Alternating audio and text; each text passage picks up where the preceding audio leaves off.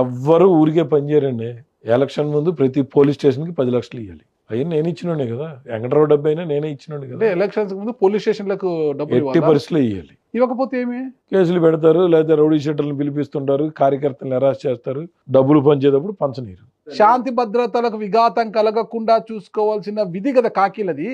వాళ్ళకి డబ్బులు ఎందుకు ఇవ్వాలా? తాళం వేసేది వాళ్ళే, తీసేది వాళ్ళే.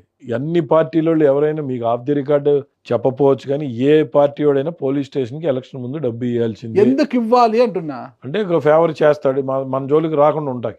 మళ్ళా ఎలక్షన్ తర్వాత అదే పోలీసు వీళ్ళ దగ్గరికి రావాలి కదా. గెలిచినోడికే డబ్బులు ఇచ్చి తెచ్చుకుంటారు, ప్లేస్ కోసం రావాలి కదా వాళ్ళు. ప్లేస్మెంట్ అప్పుడు సంగతి. మళ్ళా వాళ్ళు తిరిగి వీళ్ళకి ఇస్తారు, తిరిగి ఇవ్వాల్సిందే. ఎలక్షన్స్ కు ముందు రాజకీయ నాయకులు పోలీసులకు డబ్బులు ఇస్తారు, ఎలక్షన్ తర్వాత పోలీసు రాజకీయ నాయకులకు డబ్బులు ఇచ్చి పోస్ట్ తెచ్చుకుంటారు. సరిపోయింది. Give and take. మనసులో పెట్టుకోరా వీళ్ళు, అరే నాతో డబ్బులు తీసుకున్నావు కదా ఆ రోజు నువ్వు. పెట్టుకుంటారు. పెట్టుకున్నప్పుడు ఎమ్మెల్యేలు ఏం చేస్తారంటే, నాకు తెలిసేదే వెంకటరావు అని ఆయన ఎవరి దగ్గర పోలీసు వాళ్ళ దగ్గర కానీ పోస్టింగ్ లో కానీ దేంట్లోనూ ఒక ₹10 బిళ్ళ ఆయన తీసుకోవాలి. నేను వినాలేత.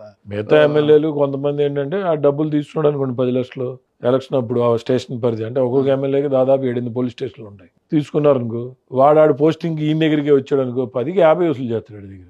ఓకే, లేదా 50 ఇచ్చేవాడిని తెచ్చి పెట్టుకుంటాడు. అంతేనా? అంతే. ఏ గవర్నమెంట్ అయినా ఒకటేనండి, ఇక్కడ పైన హెడ్లే మారుతారు.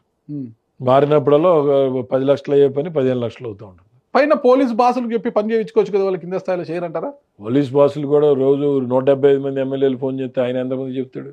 175 ఎమ్మెల్యేలు ఫోన్ చేసి ఇది మా పర్సనల్, ఇది మా పర్సనల్ అంటే ఆ లా అండ్ ఆర్డరే చూడలేరు ఇక్కడ. ఇప్పటికీ ఆ పరిస్థితి ఉంది. ఎలక్షన్ ఎక్కడైనా ఉంది. 10 లక్షలైనా ఇంకా ఎక్కువ ఏమని? 10 లక్షలు మేము ఇచ్చింది, 10 లక్షలు ప్రతి పోలీస్ స్టేషన్కి. మళ్ళీ పోలీస్ స్టేషన్ మళ్ళీ డిఎస్పీ కార్యాలయాలు ఉంటాయి కదా, డిఎస్పీ కార్యాలయానికి ఇచ్చాం. ఎంత వల్ల? 10 లక్షలు ఇచ్చాం.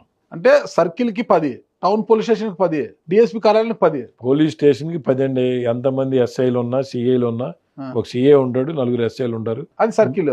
సిఐ స్టేషన్, గన్నవరం స్టేషన్, అట్లాగే జంక్షన్ స్టేషన్, ఇట్లా స్టేషన్ల పరిధిలో ప్రతి పోలీస్ స్టేషన్ కి డబ్బు పంపించాడు. నా ద్వారానే పంపించాడు, నేనే ఇచ్చాడు. అంత బ్లాక్.